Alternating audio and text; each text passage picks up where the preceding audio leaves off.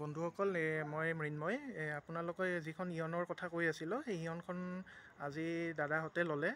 মই দাদাৰ পৰা ফিডবেকটো লৈছোঁ। গাড়ীখন কেনেকুৱা কি আপোনালোকক দাদাই গোটেইখিনি জনাই দিব। দাদা, আপোনাৰ নামটো? মোৰ নাম অৰূপ চৌধুৰী। হয়। মই থাকোঁ বৰ্তমান খানাপাৰা। হয়। খানাপাৰা। হয়। খানাপাৰা দাদাৰ ভিডিঅ' চাই পেলাই আহিছিলোঁ ইয়াতে হয়। গাড়ীখন চোৱাৰ হয়। কাৰণে। কিন্তু তেখেতে এটা বস্তু ভাল লাগিল কি, তেখেতে যিখিনি কৈছিল সৰু সৰু প্ৰব্লেমখিনি, সেইখিনি প্ৰব্লেমেই আছে। তাৰ বাহিৰে বেলেগ গাড়ী একো প্ৰব্লেম নাই। টিপ টপ কণ্ডিশ্যন, নিজে ৰানিং কৰি চলাই চালোঁ। হয়। মনত খোজ মানে একদম খুচিমতে হয়। তেখেতে যিটো ৰেট এটা ফিক্স কৰিছিল, সেইটো ৰেটত আমি ফাইনেল কৰি পেলাই মই আজি লৈ যাব ওলাইছোঁ। হয়। আচ্ছা দাদা, থেংক ইউ।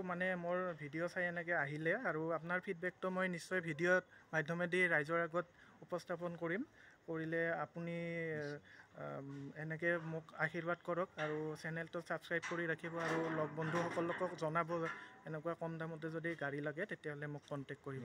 ঠিক আছে বাৰু। এইখনেই আছিল গাড়ীখন, দাদাহঁতে ডেলিভাৰী ল'লে।